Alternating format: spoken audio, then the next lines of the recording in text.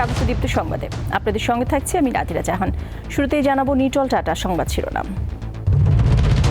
সরকার উৎখাতের চেষ্টা শক্তভাবে দমনের ইঙ্গিত প্রধানমন্ত্রীর। থাইল্যান্ড সফর নিয়ে সংবাদ সম্মেলন। সহিংসতায় রূপ নিল যুক্তরাষ্ট্রের বিভিন্ন বিশ্ববিদ্যালয়ের ইসরায়েল বিরোধী বিক্ষোভ, আটক অনেক।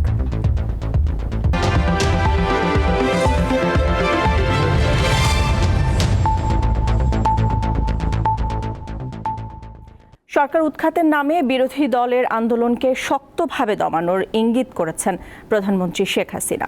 বৃহস্পতিবার থাইল্যান্ড সফর পরবর্তী ব্রিফিংয়ে তিনি এই ইঙ্গিত দেন।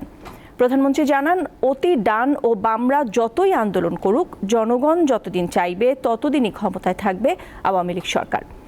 এক প্রশ্নের জবাবে তিনি জানান, নির্বাচন প্রভাব মুক্ত রাখতেই উপজেলা ভোটে মন্ত্রী এমপিদের পরিবারের সদস্যদের অংশ নিতে বারণ করা হয়েছে। সরকার প্রধান জানান, বৈশ্বিক কারণে খাদ্যে মূল্যস্ফীতি বেড়েছে, যদিও পণ্যের উৎপাদন ও সরবরাহ ঠিক আছে। গত 24 থেকে 29 এপ্রিল থাইল্যান্ড সফর করেন প্রধানমন্ত্রী শেখ হাসিনা।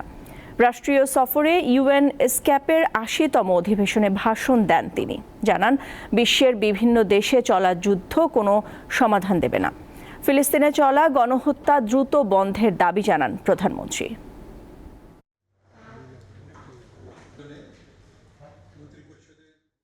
যে ঠিক আছে, তারা আমাকে উৎখাত করবে, পরবর্তীতে কে আসবে তাহলে? সেটাকে ঠিক করতে পেরেছে? সেটাই তো আমার প্রশ্ন।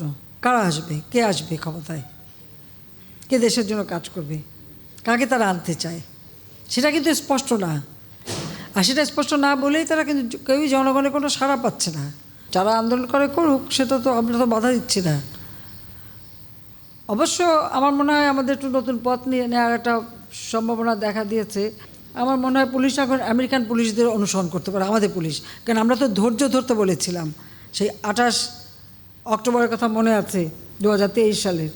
আমি তো বলছিলাম পুলিশকে ধৈর্য ধরতে যে তাদেরকে পিটিয়ে হত্যা করেছে, মারছে, এবং সেই সাথে তাদের হাসপাতালে আক্রমণ, গাড়ি পোড়ানো। কাজেই আমার মনে হয় এখন আমাদের পুলিশ কিন্তু মানে আমেরিকান স্টাইলে আন্দোলন দমানোর ব্যবস্থাটা নিতে পারে। গ্রামীণ টেলিকমের শ্রমিক কর্মচারীদের লভ্যাংশের 25 কোটি 22 লাখ টাকা আত্মসাতের মামলায় ডক্টর ইউনূস সহ 14 জনের বিরুদ্ধে অভিযোগ গঠনের শুনানি পিছিয়েছে। বৃহস্পতিবার আসামি পক্ষের সময়ের আবেদন মঞ্জুর করেন ঢাকার 4 নম্বর বিশেষ জজ আদালতের বিচারক সৈয়দ আরাফাত হোসেন। এ সময় মামলাটির অভিযোগ গঠনের শুনানির জন্য 2 জুন নতুন দিন ধার্য করেন আদালত। এর আগে অর্থ আত্মসাতের এ মামলায় অভিযোগ গঠনের শুনানি পেছানোর জন্য সময়ের আবেদন করেছিলেন ডক্টর ইউনূসের আইনজীবী আব্দুল্লাহ আল মামুন।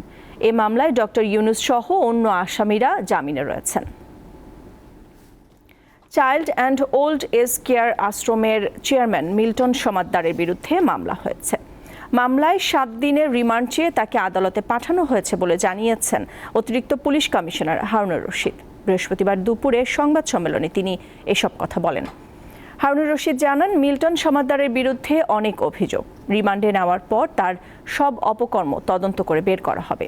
তিনি জানান, আরও 2 জন ব্যক্তি থানায় রয়েছেন মামলা করার জন্য। মিল্টন সমাদ্দারের বিরুদ্ধে মোট 3টি মামলা হচ্ছে।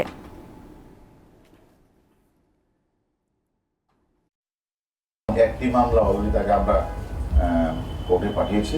আমরা 7 দিনের রিমান্ড চেয়েছি। আমি মনে করি রিমান্ডে আসার পর তার যে অপকর্মগুলি আছে আমরা সবগুলি তদন্ত করে বের করব। তীব্র তাপপ্রবাহ আর লোডশেডিংয়ে বিপর্যস্ত সারা দেশ। এরই মধ্যে কোনো কোনো জায়গায় বৃষ্টি হওয়ায় কিছুটা স্বস্তি ফিরে এসেছে।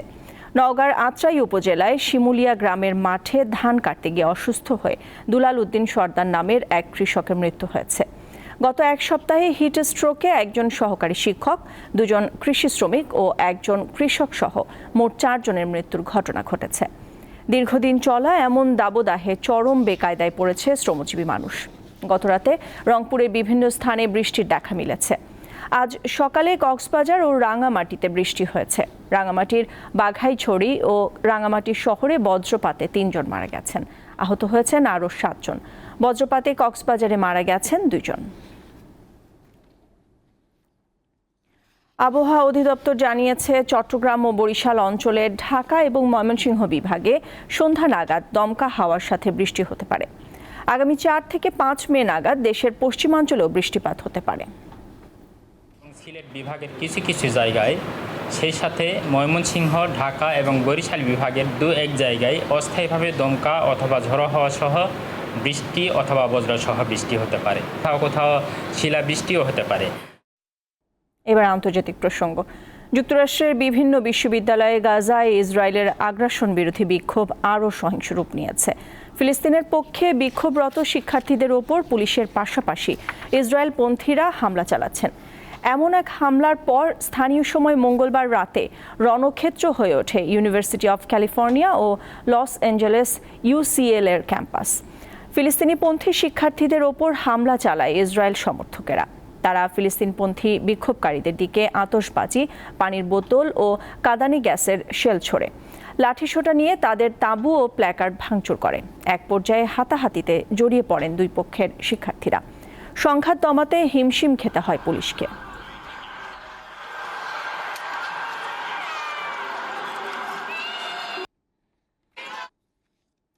গেল এপ্রিল মাস জুড়ে ইসরায়েল গাজায় ত্রাণ সহায়তা পৌঁছতে দেয়নি বলে অভিযোগ করেছে জাতিসংঘ।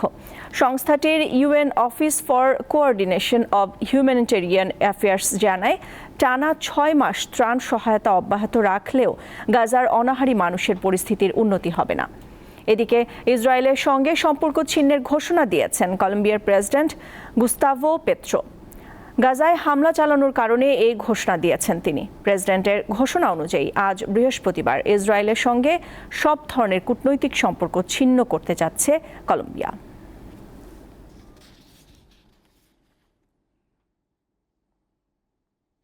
ক্ষমতায় এলে যুক্তরাষ্ট্রে আয়রন ডোম তৈরি করবেন বলে ঘোষণা দিয়েছেন সাবেক প্রেসিডেন্ট ডোনাল্ড ট্রাম্প। স্থানীয় সময় বুধবার মিশিগান অঙ্গরাজ্যে এক সমাবেশে সমর্থকদের উদ্দেশ্যে ট্রাম্প বলেন, আসন্ন নির্বাচনে জয়ী হলে ইসরায়েলের চেয়েও আরও বেশি উন্নত art of the earth missile defence shield বা আয়রন ডোম তৈরি করবেন। অভিযোগ করেন, প্রেসিডেন্ট বাইডেনের অযোগ্যতা বিশ্বকে পারমাণবিক যুদ্ধের দ্বারপ্রান্তে নিয়ে এসেছে। তৃতীয় বিশ্বযুদ্ধ প্রতিরোধ করতে একমাত্র সক্ষম ব্যক্তি তিনি বলেও দাবি করেন। এর আগে মার্কিন সাময়িকী টাইম ম্যাগাজিনকে দেয়া এক সাক্ষাৎকারে তিনি জানান, নভেম্বরের নির্বাচনে জয়ী হলে জো বাইডেন ও তার পরিবারের সদস্যদের বিচারের মুখোমুখি করবেন।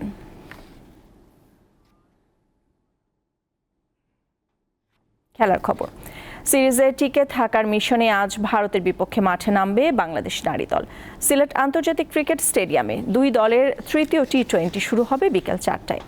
5 ম্যাচ টি-20 সিরিজের প্রথম দুটিতে হেরে সফরকারী ভারতের বিপক্ষে পিছিয়ে আছে বাংলাদেশ দল। বাজে ফিল্ডিংয়ের সাথে ব্যাটিং ব্যর্থতায় সিরিজের প্রথম ম্যাচে ভারতের কাছে 44 রানে হারের লজ্জা পায় নিগার বাহিনী। আর বৃষ্টি আইনে 19 রানে হারে দ্বিতীয় ম্যাচ।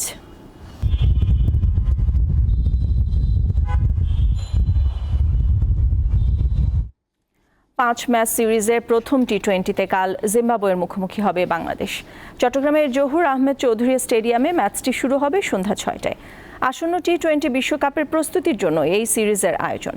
তারপরও বেশি পরীক্ষা নিরীক্ষা নয়, অধিনায়ক নাজমুল হোসেন শান্তর প্রধান লক্ষ্য সিরিজ জয় নিশ্চিত করা। সিরিজ শুরুর আগে আনুষ্ঠানিক সংবাদ সম্মেলনে তিনি জানান, ঘরের কন্ডিশনে অবশ্যই জিম্বাবুয়ের বিপক্ষে বাংলাদেশ ফেভারিট। তাই বলে সিরিজ জয়ের চেয়ে আগে নিজেদের নিয়ে পরীক্ষা নিরীক্ষার সুযোগ নেই।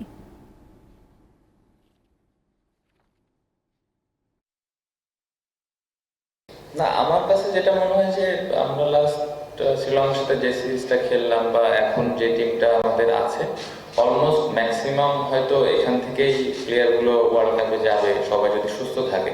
ম্যাক্সিমাম, হ্যাঁ, 2-1টা এদিক ওদিক হতে পারে, বাট 3-4টা পয়েন্টের দিকে ফোকাস থাকবে এভাবে আসলে বলা মুশকিল। কারণ আমি চাই অ্যাজ এ ক্যাপ্টেন হিসেবে প্রত্যেকটা জায়গাতে যেন ফোকাস থাকে, প্রত্যেকটা জায়গাতে যেন আমরা ওয়েল প্রিপেয়ার হয়ে ওয়ার্ল্ড কাপে যেতে পারি। সৌদি কিংস কাপের সেমিফাইনালে আল খালিজকে 3-1 গোলে হারিয়েছে আল নাসর। বুধবার রিয়াদে প্রতিপক্ষের ভুলের সুযোগে ম্যাচের 17 মিনিটে দলকে এগিয়ে দেয় ক্রিশ্চিয়ানো রোনালদো।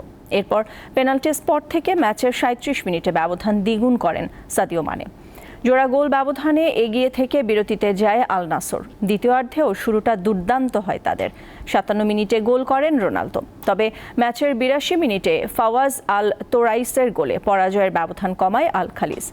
এ জয়ে 4 বছর পর কিংস কাপের ফাইনালে জায়গা করে নিল আল নাসর। দর্শক, শেষ করব দীপ্ত সংবাদ, তার আগে নিটল টাটা সংবাদ শিরোনামগুলো জানিয়ে দিচ্ছি আরও একবার। সরকার উৎখাতের চেষ্টা শক্তভাবে দমনের ইঙ্গিত প্রধানমন্ত্রীর, থাইল্যান্ড সফর নিয়ে সংবাদ সম্মেলন। সহিংসতায় রূপ নিল যুক্তরাষ্ট্রের বিভিন্ন বিশ্ববিদ্যালয়ের ইসরায়েল বিরোধী বিক্ষোভ, আটক অনেক। দর্শক, এই ছিল এখনকার মতো। আমাদের পরের সংবাদ বিকেল 5টায় দেখার আমন্ত্রণ রইল। এছাড়া আরও তথ্য বিনোদনের খবরাখবর জানতে চোখ রাখুন দীপ্ত ডিজিটাল প্ল্যাটফর্মগুলোতে। সাথে থাকার জন্য ধন্যবাদ সবাইকে।